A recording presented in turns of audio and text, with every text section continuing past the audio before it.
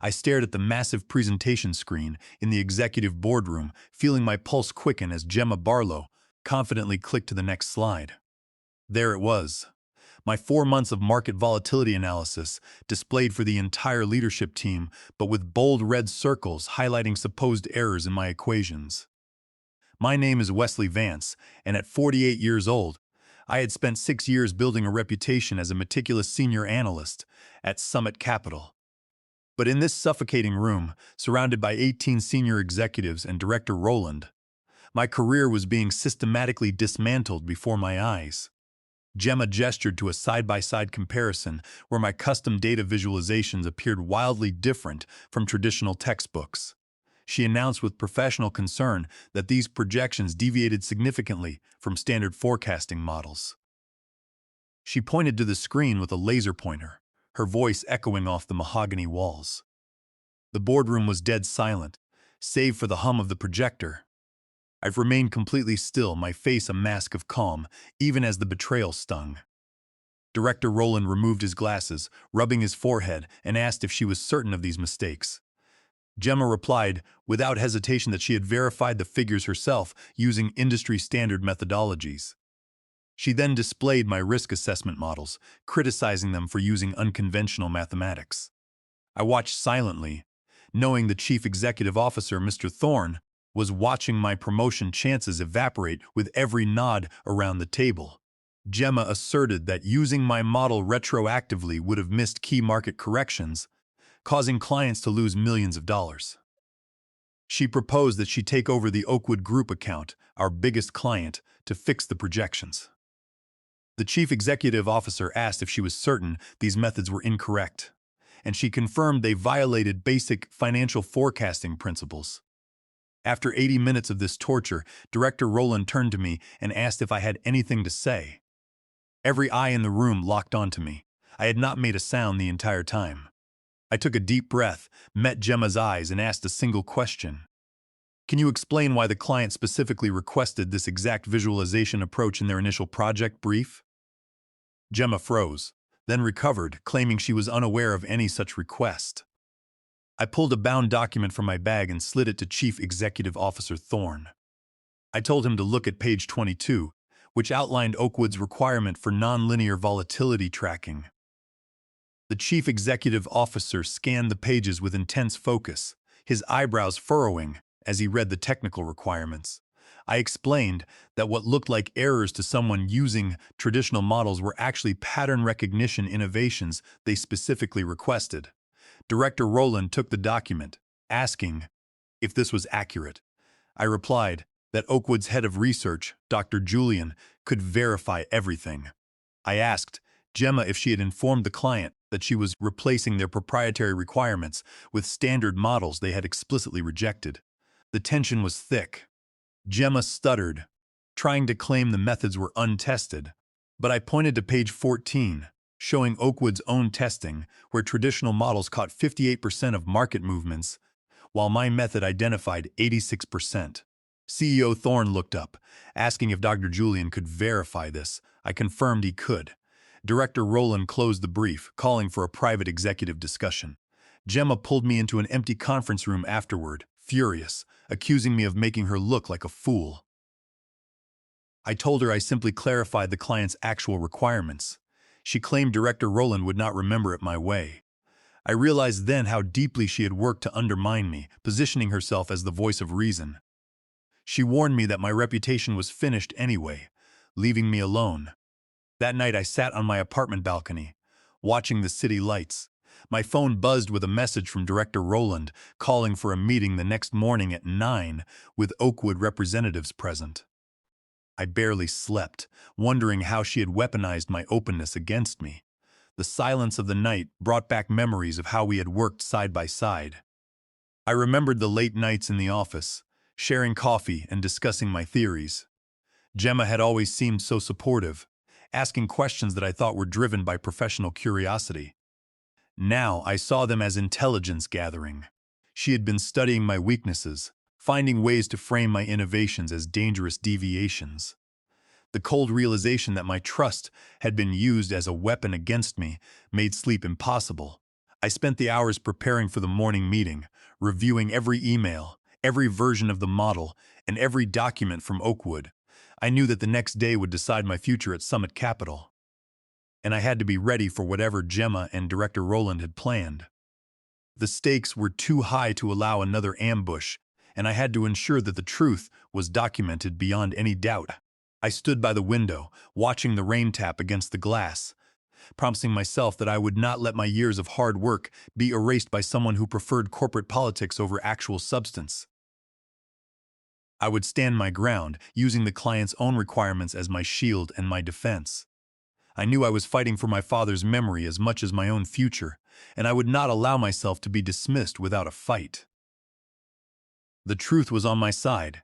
To understand how I ended up in that boardroom showdown, you have to understand who I am. I grew up as the quiet middle child in a household where speaking up usually meant being interrupted by louder voices. My father was a brilliant structural engineer who spent 30 years designing bridges, only to watch his louder, more politically savvy colleagues take credit for his calculations. I remember the quiet defeat in his eyes when he was passed over for promotion for the third time, simply because he preferred to let his work speak for itself. He taught me the value of precision, but his career also served as a warning. I promised myself I would succeed on merit, but I would not let myself be erased. When I joined Summit Capital after completing my postgraduate studies, I focused on developing proprietary quantitative models that looked at market volatility through a nonlinear lens. Traditional financial models assume markets behave in predictable linear ways, but real-world markets are messy and chaotic. I spent 5 years refining algorithms that could detect early warning signs of market corrections by tracking subtle anomalies that standard indicators ignored. It was lonely work, spent mostly in front of glowing monitors late at night while my colleagues were out networking. But my clients loved the results, and I was proud of what I built. Gemma Barlow joined the firm 2 years after I did. She was everything I was not. She was charismatic, eloquent, and possessed an uncanny ability to read the room and charm the executives. While I was perfecting formulas, Gemma was hosting dinners for partners and playing golf with senior management. Despite our different approaches, we developed a working relationship that I foolishly mistook for friendship.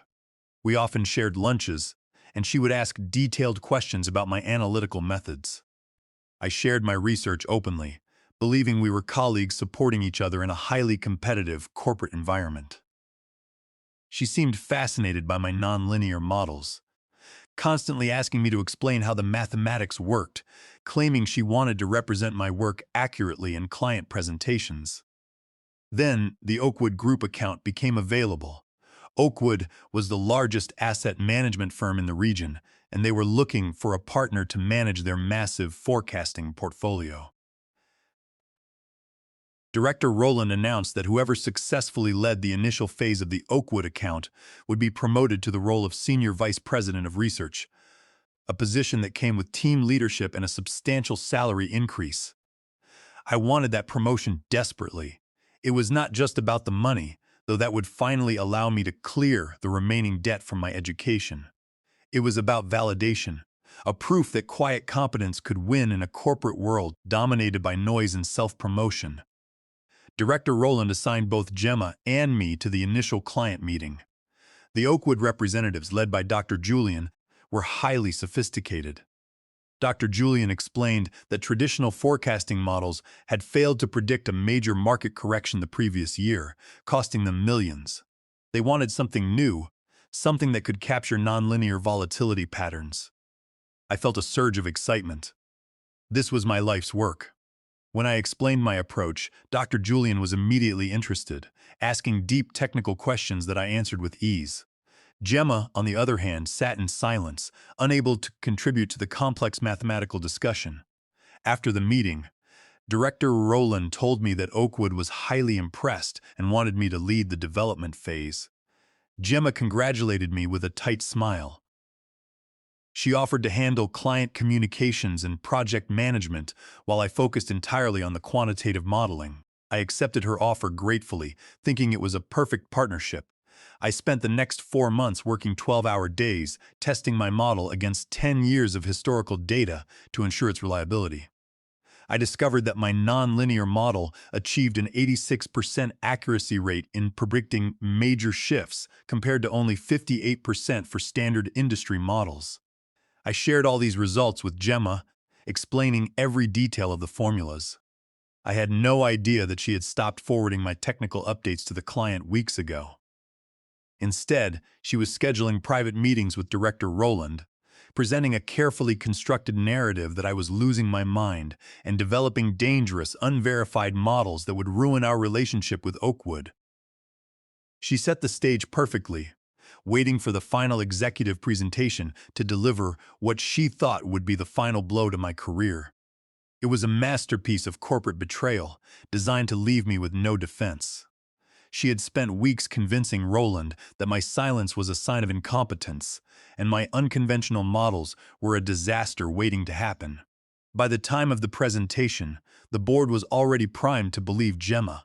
They saw her as the savior and me as the liability.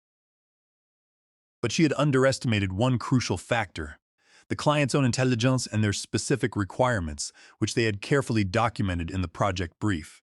My devotion to accuracy was about to become my saving grace, exposing her lack of technical understanding in front of the very leaders she tried to impress. She had spent months setting up this trap, but she had neglected the actual engineering of the project. That technical blindness would be her downfall, and I was going to ensure she felt the consequences. The morning meeting began under a cloud of intense pressure. When I walked into the main conference room, the air felt charged. Director Roland was already seated, looking grave, while CEO Thorne sat at the head of the table. Gemma arrived moments later, looking immaculately professional, though her eyes carefully avoided mine.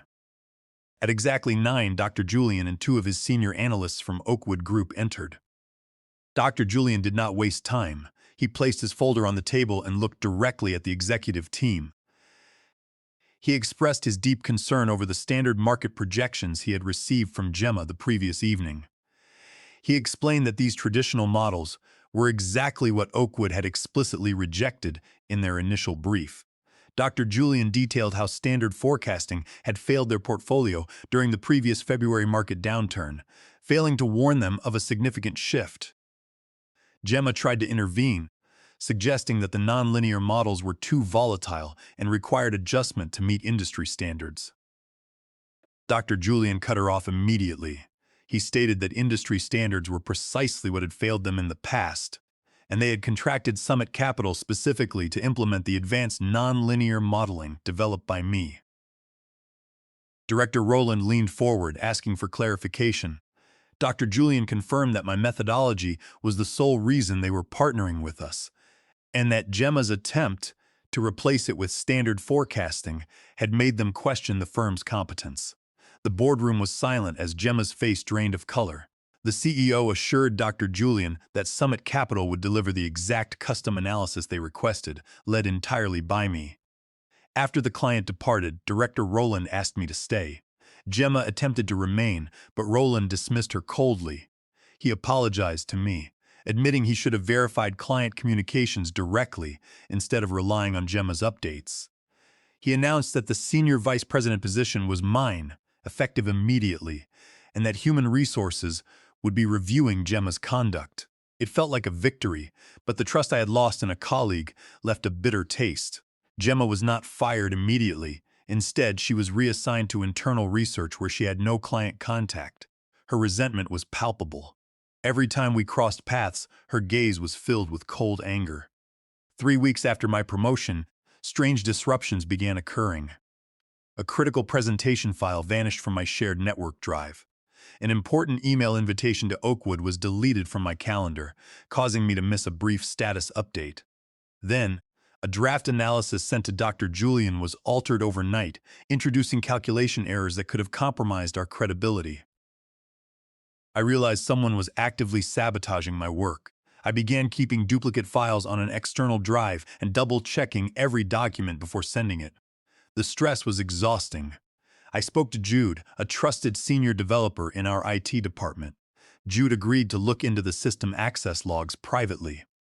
A few days later, Jude confirmed my fears. Someone had accessed my files late at night using a secondary administrative terminal. The credentials used belonged to a system account that Gemma had access to during her previous project. Jude gave me a copy of the access logs, but warned me that it was dangerous. Jude noted that Gemma had close ties to senior leaders, and accusing her without absolute certainty could trigger defamation issues. The sabotage continued, and my frustration grew. I felt like I was fighting a shadow. Then, I missed a major deadline with Dr. Julian because my system access was revoked for 12 hours due to a mysterious security flag. When I finally delivered the report, Dr. Julian was polite but expressed concern about our operational consistency. He mentioned that they had received an attractive proposal from Apex Analytics, our primary competitor, claiming they could deliver similar nonlinear modeling more efficiently. He added that Apex had recently hired a specialist who was intimately familiar with our research. My heart sank. I knew exactly who that specialist was. That night, I searched the industry news and found a press release announcing that Apex Analytics had hired Gemma Barlow as their new director of strategic forecasting. The piece praised her expertise in advanced nonlinear volatility modeling. Gemma had not just tried to ruin me. She had stolen my proprietary algorithms to buy herself a high-level position at our competitor, intending to take Oakwood Group along. She had violated her non-disclosure agreement and her basic ethical obligations. But I knew that simply complaining to HR would not stop Gemma. I had to prove the theft in a way that would destroy her credibility permanently, showing that she had taken proprietary material directly from my folders. I sat at my desk, looking at the logs, knowing she had already shared the core formulas with Apex engineers to prepare their pitch. The clock was ticking, and I needed to expose her before they signed Oakwood. I could not let her steal the fruit of my labor to build her career. I resolved to find a way to make her theft clear to everyone, including our competitors' executives who were supporting Gemma.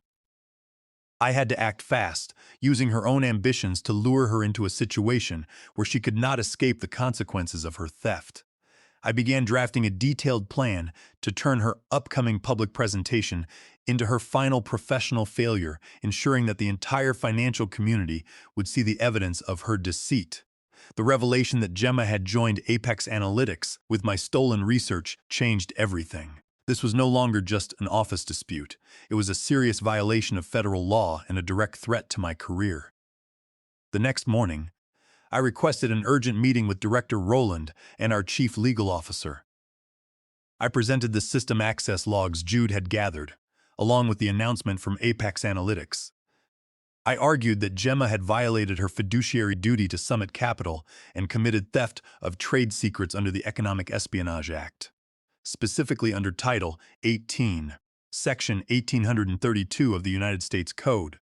I explained that she was preparing to present my proprietary algorithms as her own work to steal our clients. The chief legal officer examined the documents carefully, but shook his head. He explained that while the circumstances were highly suspicious, proving trade secret theft in court required irrefutable evidence that she had transferred the proprietary code to Apex. The access logs only showed she viewed the files, and Apex would argue she developed similar models independently using public quantitative theories. Without direct proof of data transfer, a legal battle would drag on for years, during which Oakwood Group would likely withdraw their business due to the instability. The chief legal officer advised that we focus on stabilizing the current account rather than pursuing an expensive legal case that could damage our public image. I left the meeting feeling defeated. The legal system was too slow, and the burden of proof was too high to prevent the immediate damage. I realized I needed a different strategy. I needed to catch Gemma in the act, in a public forum where she could not deny the theft. A few days later, I received an invitation to the annual Quantitative Finance Conference at the Everest Hotel. The conference was scheduled for 4 weeks later, and the speaker lineup included Gemma Barlow. Her presentation was titled Innovations in Nonlinear Volatility Forecasting. She was going to present my models to the entire industry, including Dr. Julian and other major potential clients. I knew this was my only chance. If she successfully delivered that presentation, her reputation as the pioneer of this methodology would be solidified, and Apex would win the Oakwood account. I spent the next 3 weeks preparing my response. I did not focus on legal threats. Instead, I focused on creating a situation where the truth would reveal itself. I contacted Robin, the event coordinator at the Everest Hotel, whom I had known for years. I explained that I was presenting at a smaller session and wanted to ensure the projection systems in the main hall were compatible with my software. Robin agreed to let me into the main hall the evening before the conference to run some technical tests. When I arrived at the empty hall, I connected my laptop to the presentation console. Over the course of 90 minutes, I worked with the system settings. I did not hack the system. Rather, I uploaded a background script that would monitor the presentation files.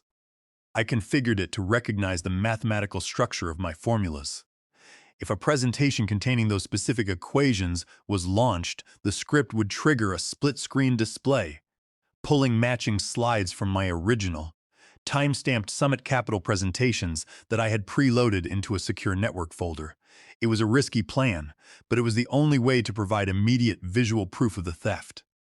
I also contacted several key industry analysts, including Anton, a respected researcher.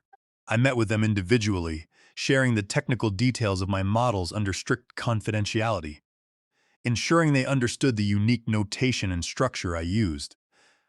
I wanted to make sure that when the comparison appeared, there would be knowledgeable professionals in the audience who could immediately recognize the identity of the work. I spent nights refining the script, ensuring it was undetectable and would execute flawlessly under the conference system. I knew that if it failed, I would look like a desperate colleague attempting to sabotage a rival. The risk was immense, but the alternative was watching my life's work being claimed by the person who had tried to destroy my career. I chose to fight with the same precision I applied to my equations. I did not tell Roland about this plan. If I did, his conservative nature would make him stop me, preferring a quiet legal action that would achieve nothing. This had to be a personal initiative, executed with mathematical certainty. I tested the script on a simulated setup at home, making sure it only triggered when the specific mathematical indicators of my algorithms were loaded. It was a perfect trap, waiting for the prey to step on it. I checked my watch and realized the conference would start in less than 12 hours. The stage was set, the script was in place, and all that remained was to let the drama play out in public. I was ready to face her on that stage and take back what was mine. I walked back to my apartment through the quiet streets, feeling a sense of calm resolve that had been missed for weeks. I knew that the next day would either restore my professional standing or end my career, but I was prepared to let the numbers and the facts speak for themselves. The day of the quantitative finance conference arrived, and the grand ballroom of the Everest Hotel was filled to capacity. I watched from a quiet seat near the back as Gemma Barlow took the stage. She looked radiant and confident, greeting the audience of senior executives with the polished charm that had always served her well. Dr. Julian and his team from Oakwood Group were seated in the front rows, watching intently. Gemma began her presentation, her voice projecting clearly through the hall. She spoke of a revolutionary approach to market volatility, claiming it was the result of her own intensive research. She showed several slides of fabricated success stories to support her claims, receiving nods from potential investors. As she clicked through the initial slides, she displayed the core mathematical equations. From my tablet, I monitored the background script. The moment she advanced to the slide containing my proprietary formulas, the system registered the match. On the massive screen behind her, the display suddenly split. On the left was her slide. On the right was my original Summit Capital presentation, dated 4 months prior, showing the exact same mathematical notation, including a minor formatting error I had accidentally left in the original code. Gemma stopped mid-sentence, her eyes widening as she stared at the screen. She quickly clicked her remote to advance, but the script held the comparison. The next slide showed another split screen, comparing her backtesting results of 84% accuracy with my original charts showing 86%. The audience began to murmur, and Anton stood up from his seat, asking why the presentation was displaying identical work from Summit Capital with earlier timestamps. Gemma tried to explain it as a technical glitch, calling for assistance, but the script advanced to the final slide, displaying her email exchange with me from months ago, where she had asked for my help to understand the basic concepts of the model. Dr. Julian stood up, his face stern. He stated that the evidence of intellectual property theft was clear and that Oakwood Group would not do business with a firm that built its reputation on stolen work. The ballroom erupted in quiet chatter as Gemma stood frozen on stage, her professional credibility ruined in a matter of minutes. She was escorted from the stage by conference security. An hour later, Dr. Julian met me in the lobby. He shook my hand warmly, expressing his respect for how I handled the situation and confirming that Oakwood would be consolidating all their forecasting business with Summit Capital. 3 days later, Apex Analytics released a brief statement confirming Gemma Barlow was no longer with the firm. The board of Summit Capital promoted me to Chief Methodology Officer, a position that came with a significant salary increase and full authority over our research division. I realized that my father had been wrong about one thing. You do not have to suffer in silence. You just have to wait for the right moment to make the truth loud enough for everyone to hear. As I walked out of the conference hall, I felt a weight lift from my shoulders. The years of quiet dedication and late nights had finally been vindicated. Gemma's career in quantitative finance was over, and Apex Analytics was facing severe legal consequences as Summit Capital filed a formal lawsuit under the Defend Trade Secrets Act. For me, it was a new beginning. I was no longer just the quiet analyst in the corner. I was a leader who had defended his work and his team. The victory was sweet, but the lesson was sweeter. Integrity and precision are the ultimate tools for lasting success in any field. The experience taught me that standing up for yourself is not about shouting, it is about presenting facts in a way that cannot be ignored. My father's legacy of quiet craftsmanship was honored not by silence, but by ensuring that excellence was recognized and protected. In the end, the truth did not just defend my career, it built a foundation for a future where merit and honesty were the true measures of achievement. I took a deep breath of the cool afternoon air, realizing that the corporate world might be full of noise, but a quiet voice, backed by undeniable facts, can make the entire room go silent. I was ready for whatever challenges lay ahead at Summit Capital, confident that my work would stand on its own strength. Gemma's plan had failed because she relied on shortcuts and deceit, while I relied on mathematical truth and preparation. I knew that Apex Analytics would not recover from the scandal easily, and my new division would lead Summit Capital to unprecedented heights, setting a new standard for analytical excellence. It was a testament to the fact that honest work always prevails over quick tricks. I looked forward to building a team that valued collaboration and intellectual honesty, ensuring that no one would ever have to experience the betrayal I had survived. The future was bright, and it was built on a foundation of absolute precision and truth. Summit Capital was now recognized as the premier firm for advanced quantitative modeling, and my team was leading the charge. The lesson was clear. Precision in calculations is only as powerful as the integrity behind them, and in the long run, honesty is the best strategy. I stood on the balcony of my new office, looking out at the city, ready for the next chapter of my career.